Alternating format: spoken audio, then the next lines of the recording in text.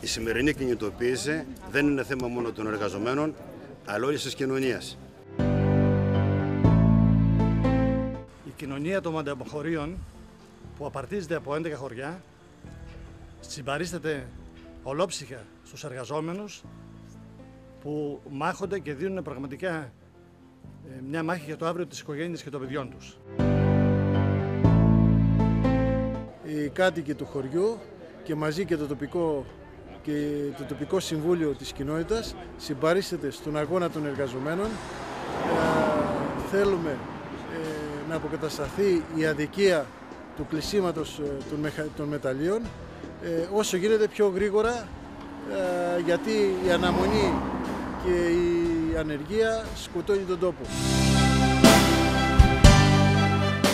Θα βοηθήσουμε όσο μπορούμε και σαν τοπική κοινότητα και όλος ο κόσμος μαζί. Το μεταλλείο πρέπει να ανοίξει.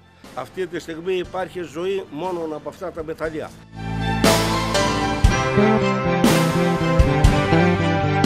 Όλοι οι επαγγελματίες της περιοχής Βορειοανατολικής Χαλκιδικής είναι μαζί με τους εργαζομένους μία γροθιά.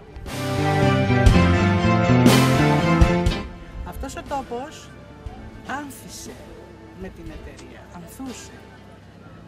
Αν κλείσει η εταιρεία θα μαραζώσει, θα φύγουν οι νέοι.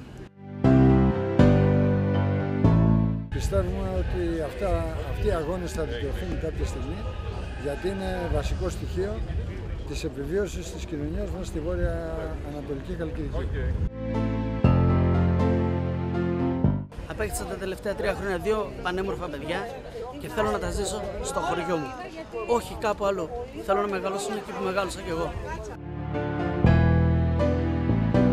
Έχουν ξεσηκωθεί όλα τα μαντεμποχώρια και αυτό το οποίο ζητούν από την κυβέρνηση, η οποία θα προκύψει τις επόμενες ημέρες, αλλά και από τους πολιτικούς οι οποίοι έρχονται και ζητούν το ψήφο μας, είναι ότι το μεταλλείο πρέπει να ξανανοίξει, να μπουν οι βάσεις αυτές που χρειάζεται και να μην έχουμε ξανά κρίση. Σε περίπτωση που κλείσει η επένδυση δεν θα μείνει τίποτα εδώ, θα μείνουν μόνο οι παππούδες και οι γιαγιάδες και δεν ξέρουμε και πού θα πάμε.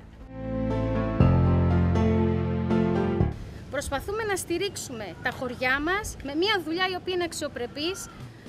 Πολεμάται η εργασία και μέσω από αυτό πολεμάται η ίδια ελληνική οικογένεια. Αυτό έχω να πω σαν μάνα. Προσπαθώ με όποιο τρόπο μπορώ να διδάξω στα παιδιά μου ότι πρέπει με αξιοπρέπεια να δουλεύουν για να ζουν.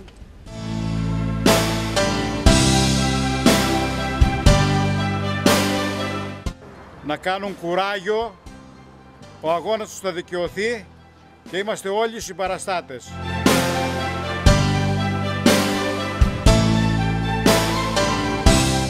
Κάτω τα χέρια από τα μεταλλεία, γιατί είναι δικά μας και σε αυτά εδώ ζούμε και αναπτύσσουμε τα χωριά μας, τίποτα άλλο.